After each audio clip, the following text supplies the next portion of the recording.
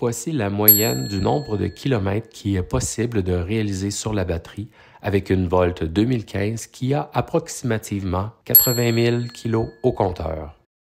Alors aujourd'hui, il fait 20 degrés Celsius à l'extérieur et avec ma batterie, donc avec ma Volt 2015, j'ai réussi à faire 72,3 km.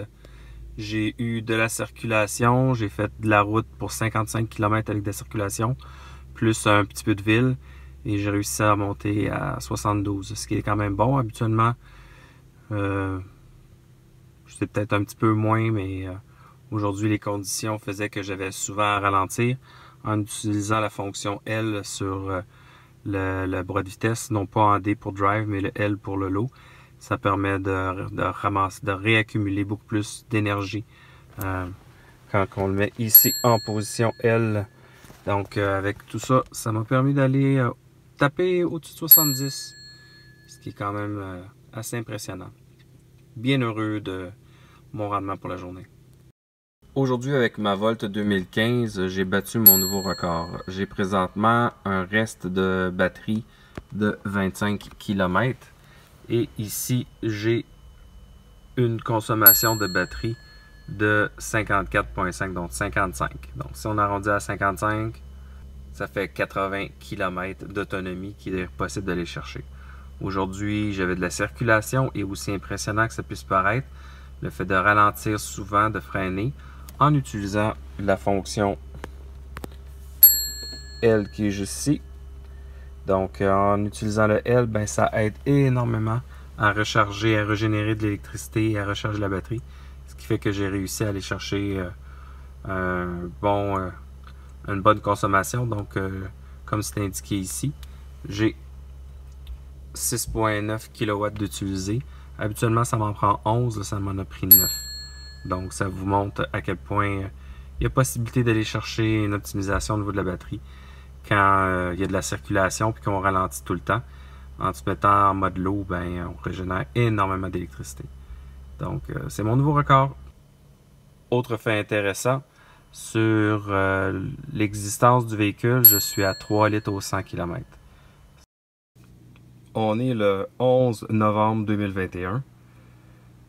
Donc, ce qu'on peut voir juste ici, c'est que depuis le début, depuis que l'auto existe, on est à 1,91 litres au 100.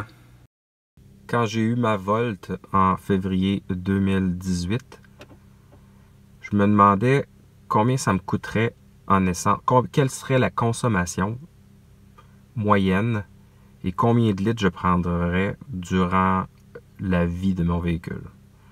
Alors, ce que j'ai fait, c'est que je me suis mis sur le tableau B de kilomètres et j'ai mis ça à 0. Depuis que j'ai mon véhicule, je n'ai jamais remis le compteur à 0 pour le trip B, Et ce que ça me permet de faire, c'est de connaître ma consommation depuis que j'ai le véhicule. Donc, même si c'est marqué 99 999, j'ai fait plus que 100 000 km avec mon véhicule, je peux quand même continuer à voir apparaître vis-à-vis l'essence, comme là, on marque 1896 litres d'essence, ce qui est absolument hallucinant, avec une moyenne de 1,6 litres au 100. Le nombre de kilométrages est plus bon, mais ce que ça permet de faire, c'est au moins de voir, depuis que j'ai le véhicule, ce que je consomme.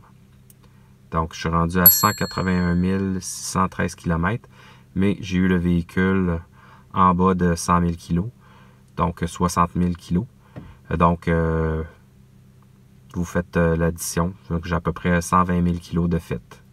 Donc, pour avoir fait environ 120 000 km avec ma Volt, depuis que moi je suis propriétaire, j'ai acheté pour 1896 litres d'essence et j'ai une moyenne de consommation de 1,6 litres au 100 km.